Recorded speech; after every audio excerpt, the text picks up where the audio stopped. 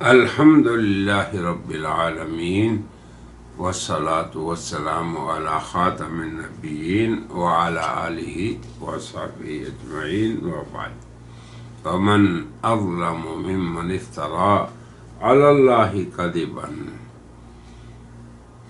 صدق اللہ العظیم۔ اور اس سے بڑھ کر کون ظالم ہو سکتا ہے جو اللہ پر جھوٹ باندھے۔ ہم اپنی کتاب الدین النصیحہ کی تیسری مبحث میں ہیں، جس کا عنوان ہے قادیانیت کے لیے لمحات فکریہ۔ تو اس سلسلے میں ہم نے قادیانی نبی کے متناقض نبی ہونے کو ثابت کیا۔ آج کی مجلس میں ہم اس امت کو متناقض امت یہ بیان کریں گے۔ اللہ کی طرف سے نبی آئے، اس میں تناقض نہیں ہوتا۔ اللہ کی طرف سے شریعت آئے، کتاب آئے، وحی آئے، اس میں بھی تناقض نہیں ہوتا۔ اللہ کا ارشاد ہے لو کان من عند غیر اللہ، اگر کلام اللہ کے علاوہ کسی دیگر کی طرف سے ہوتا، ہدایات آتی، وحی آتی، لوجدوا فیہ اختلافا کثیرا، تو بہت اس میں اختلاف باتیں، تناقض باتیں۔ الحمدللہ ہمارے نبی کریم صلی اللہ علیہ وسلم کی بات میں کوئی تناقض نہیں، کیونکہ وہ من عند اللہ ہوتی ہے، اللہ کی طرف سے۔ نہ اس امت میں تناقض ہے کہ وہ ایسے نبی کی امت ہے جس کی تعلیمات میں تناقض ہے ہی نہیں۔ بدقسمتی سے قادیانی ملت کے ابناء کو یہ چیز سمجھنی چاہیے کہ کس قدر تناقض ہے مرزا کے کلام میں۔ اس کی وضاحت ہم کر چکے۔ اب امت کے تناقض کو ہم اس مجلس میں پہلے بیان کرتے ہیں۔ دنیا کے اندر یہ ضابطہ ہے کہ کوئی بھی امت اس کی نسبت اس کے نبی کی طرف ہوتی ہے۔ یاد رکھیں آپ بھی، موسیٰ کی امت کون ہے؟ جو موسیٰ علیہ السلام کی نبوت، رسالت اور اس کی تعلیمات پہ ایمان لائی۔ یہ نہیں ہے کہ امت موسیٰ کی ہو تو وہ یہ کہیں کہ ہم ابراہیم کی امت ہے، حالانکہ انبیاء برحق ہیں، ان کی شریعتوں میں بہت سے امور میں توحید ہوتی ہے، بہت سے امور میں وحدت ہوتی ہے۔ اس کے باوجود امت اپنے نبی کی طرف نسبت کرتی ہے۔ اب یہ عجیب امت ہے کہ اس کا نبی 1400 سال یا 1300 کچھ سال بعد میں نبوت کا دعویٰ کرتا ہے، تو اولاً تو وہ جناب رسول اللہ کی اس خبر کے مطابق کذاب و دجال ہے جو آپ نے دے رکھی ہے کہ میرے بعد ہر مدعی نبوت کذاب اور دجال ہوگا۔ تو پہلے تو اس کی لپیٹ میں آئیں گے، مگر اس کے ساتھ ساتھ ہم نے یہ ثابت کیا مرزا کے تناقض کو۔ تو اب امت کی اندر تناقض سب سے پہلے یہ ہے کہ امت اپنے نبی کی طرف منسوب ہوتی ہے، سابقہ کی طرف نہیں۔ تو جب ان کا نبی 14ویں صدی کے شروع میں آیا اور 14 صدیاں بیت چکی، نبی برحق رحمت للعالمین سید المرسلین کو، خاتم النبیین کو، تو اب کیسے انہوں نے ایک سٹیپ اٹھا کے اپنی نسبت اس طرف کر دی۔ یہ ہے امت کا تناقض۔ ہاں، ہر آدمی سمجھ سکتا ہے۔ قادیانی مربی بھی غور کریں اور ابنائے قادیانیت بھی اپنے اس تناقض میں نبی اور شریعت کے مستقل ہونے سے کوئی بھی امت سابقہ نبی کی امت نہیں کہلاتی۔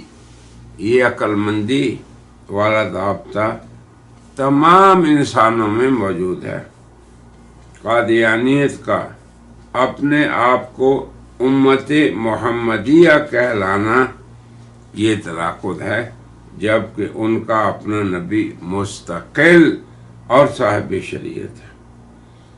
یہ ہے پوری امت مرزائیت کا تناقض اور ان کا شکار ہونا تضاد کی۔ اب اس کی مثالیں بھی کچھ ہم بتا دیتے ہیں۔ اللہ تعالیٰ کا ارشاد ہے سورۃ الفاتحہ میں، اور ہمیں جو طریقہ سکھایا ہے اللہ نے اپنے سے مانگنے کا اور جس چیز کے مانگنے کا، اہدنا الصراط المستقیم، کہ ہمیں راہ راست دکھا دو۔ مگر قادیانیت کیا کہتی ہے کہ یہ نبوت کے لیے دعا کرنا ہے، ایک بات۔ پھر یہ کہتی ہے کہ اہدنا الصراط المستقیم نبوت کے لیے دعا کرنا نہیں ہے، اور نہیں، یہ تناقض۔ ایک وقت میں اہدنا الصراط المستقیم کی تفسیر میں اس دعا سے نبوت کی دعا کرنے کو قادیانیت اس لیے غلط کہتی رہی کہ نبوت کسبی نہیں، مانگنے سے نہیں ملتی، وہابی ہے، اللہ کی طرف سے انتخاب ہوتا ہے۔ مرزا کے ایک مرید معروف ہیں، وہ مولوی محمد علی لاہوری، وہ لکھتے ہیں کہ یہاں نبی کا لفظ آ جانے سے بعض لوگوں کو یہ ٹھوکر لگی ہے کہ خود مقام نبوت بھی اس دعا کے ذریعے سے مل سکتا ہے۔ آپ کو معلوم ہے کہ قادیانی اس آیت سے جب جوڑتے ہیں وَمَن یُطِعِ اللَّهَ وَالرَّسُولَ، تو نتیجہ کیا نکالتے ہیں؟ یہ نبوت کو مانگنے کی دعا ہے۔ بہرحال مولوی محمد علی کہتے ہیں یہ اصولی غلطی ہے، کیونکہ نبوت مانگنے سے نہیں ملتی بلکہ محبت ہے، اور نبوت میں انسان کی اپنی جد و جہد اور اس کی سعی کو کوئی دخل نہیں۔ یہ چیزیں ہیں جو محبت سے ملتی ہیں۔ ایک وہ جو انسان کی جدوجہد سے ملتی ہیں۔ دو چیزیں ہیں دنیا میں، نمبر ایک جو محبت سے ملتی ہے، یعنی اللہ کے دینے سے، اس کے اختیار سے، دوسرا جو بندے کی سعی سے، کوشش سے۔ مگر نبوت پہلی قسم ہے، بندے کی سعی کا کوئی دخل نہیں۔ تو مقام نبوت کے لیے دعا کرنا ایک بے معنی فکرہ ہے۔ یہ دیکھیں قادیانیت کی یہ جماعت اور مرزا کا یہ ساتھی یہ کہہ رہا ہے۔ اللہ اور نزول وحی اور جبریل کی آمد یہ مستلزم محال ہے۔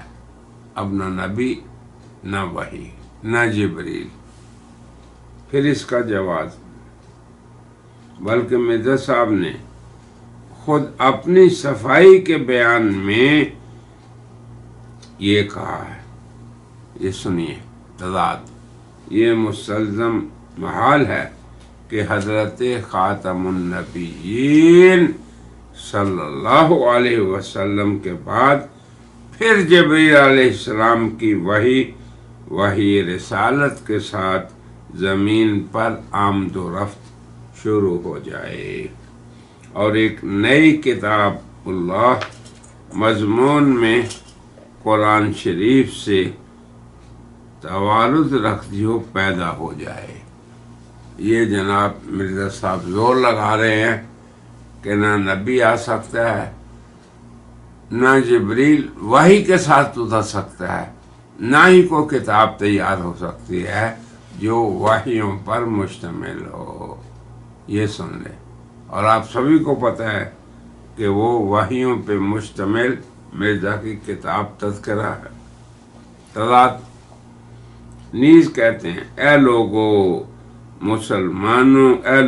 مسلمانوں کی ذریت کہلانے والو، دشمن قرآن نہ بنو اور خاتم النبیین کے بعد وحی نبوت کا سلسلہ جاری نہ کرو۔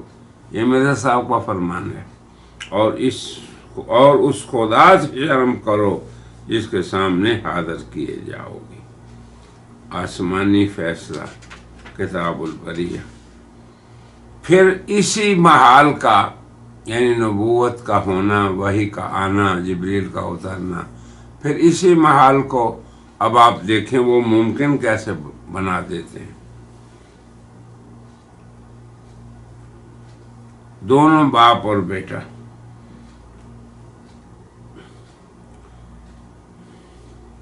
یہ بات یہ روز روشن کی طرح واضح ہے کہ عقائد کا باپ ایسا ہے جس میں ہرگز تبدیلی نہیں ہوتی۔ معقول بات ہے۔ یہ نہیں ہوتا کہ آج تک ایک عقیدہ صحیح ہو اور کل وہ باطل ہو جائے، پکی بات ہے۔ یا اس باب میں یا اس میں تغییر و تبدیلی ہو جائے۔ اب آپ دیکھیں، ہم آپ کو بتاتے ہیں کہ مرزا صاحب عقائد میں تبدیلی کرتے ہوئے پائے جاتے ہیں، ہے یا نہیں تضاد؟ وہ کہتے ہیں 40 میں نمبر 4 صفحہ 25، مجھے اپنی وحی پر، اب آپ دیکھیں پہلے وحی مستحیل، محال، ہو ہی نہیں سکتی، اب کہتے ہیں مجھے اپنے وحی پہ ایسا ہی ایمان ہے جیسا کہ تورات اور انجیل، بس نہیں کی، آگے کہا اور قرآن کریم پر۔ اب آپ خود ہی سوچ لیں کتنا بڑا تضاد ہے۔ پھر وہ تبلیغ رسالت میں کہتے ہیں میں خدا تعالیٰ کے ان تمام الہامات پر جو مجھے ہو رہے ہیں ایسا ہی ایمان رکھتا ہوں جیسا کہ تورات اور انجیل اور قرآن مقدس پر ایمان رکھتا ہوں۔ پھر آگے کہتے ہیں، یہ دیکھتے جائیں تضادات، میں خدا تعالیٰ کی قسم کھا کر کہتا ہوں میں ان الہامات پر اسی طرح ایمان لاتا ہوں جیسے کہ قرآن شریف پر اور خدا کی دوسری کتابوں پر۔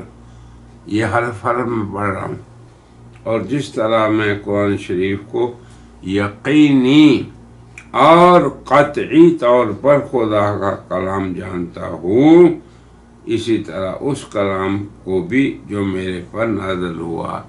یہ وہ صاحب ہیں جو دلیل پہلے دے رہے تھے کہ جبریل کا اترنا بھی محال، وحی کا آنا بھی محال، اور اب کوئی آسمان سے بات نہیں آئے گی۔ پھر کہتے ہیں جو میرے پہ نازل ہوتا ہے خدا کا کلام یقین کرتا ہوں۔ یہ حقیقت الوحی 211 پہ۔ اب آگے اس کا بیٹا لکھتا ہے قرآن کریم اور الہامات مسیح موعود دونوں خدا تعالیٰ کے کلام ہیں۔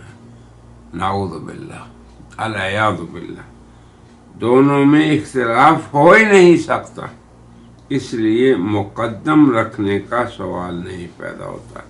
سوال ہے یہ کہ کیا مرزا صاحب کا الہام حدیث رسول سے زیادہ معتبر ہے یا اس کے برابر ہے؟ یہ سوال ہے جس کا وہ جواب دے رہے ہیں۔ کہتے ہیں قرآن کریم اور الہامات مسیح موعود دونوں خدا تعالیٰ کے کلام ہیں، دونوں میں اختلاف ہو ہی نہیں سکتا۔ اب آپ خود دیکھ لیں، اس لیے مقدم رکھنے کا سوال ہی پیدا نہیں ہوتا۔ انا للہ۔ پھر آگے دیکھیں، دلیل دے رہے ہیں حدیثوں تو 20 واراویوں کے پھیرے سے ہمیں ملی ہیں، یعنی جناب رسول اللہ کی احادیث میں اور ہمارے میں 20 راوی آئے ہیں۔ اور مرزا کا الہام براہ راست، اس لیے مرزا صاحب کا الہام مقدم ہے، نہ اس لیے کہ وہ رسول اللہ کے قول سے معتبر ہے۔ دیکھو، سمجھتے ہیں کہ ہم نے عقل کی بات کی ہے، کیسی بے ڈھنگی بات ہے کہ مرزا صاحب کے الہام اور ہمارے درمیان ایک دو ہی واسطہ ہے۔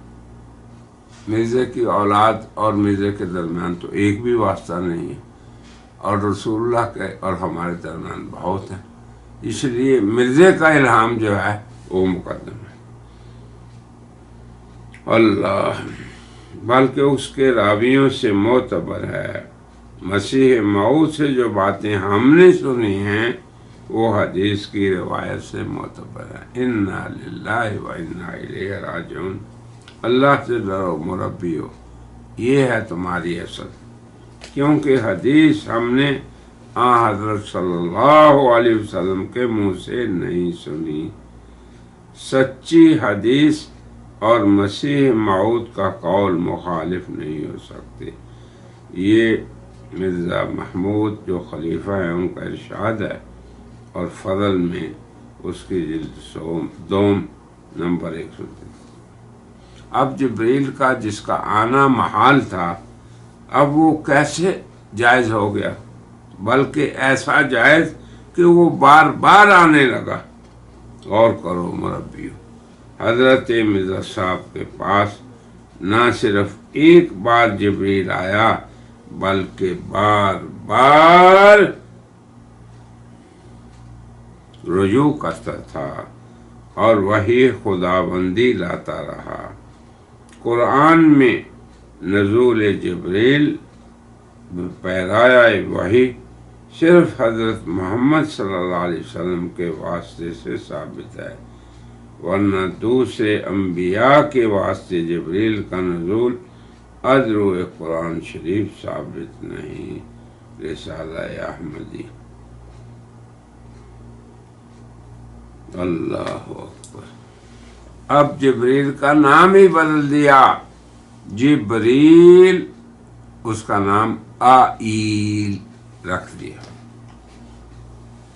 مرزا صاحب کہتے ہیں حقیقت الوحی صفحہ 103، جاءنی آئیل، میرے پاس آئیل آیا، یعنی جبریل کا نام کیا رکھ دیا؟ آئیل، کیونکہ بار بار آتا ہے۔ واختارنی، اور مجھے انہوں نے اختیار کیا، چن لیا۔ وَأَدَرَّ إِصْبَعَهُ، اپنی انگلی کو گردش دی۔ وَأَشَارَ، اور اشارہ کیا کہ ان وعد اللہ، اللہ کا وعدہ آتا آ گیا ہے۔ فَطُوبَى لِمَنْ وَجَدَ وَرَآنِي، تو مبارک ہو وہ جو اس کو پائے اور دیکھے۔ اب آپ یہ دیکھیں کہ کس کا اعتراض ہے۔ دلائل دیے کہ نبی نہیں آ سکتا، پھر نبی کے آنے کے دلائل دیے، اور گویا کہ وہ اس حیلے سے اپنی نبوت کو ثابت کرنے کی ناکام کوشش کر رہے ہیں۔ آج کی اس مجلس میں اسی پہ ہم اکتفا کرتے ہیں اور قادیانیت کی ہدایت کے لیے دعا کرتے ہیں، اور کہتے ہیں وآخر دعوانا ان الحمد للہ۔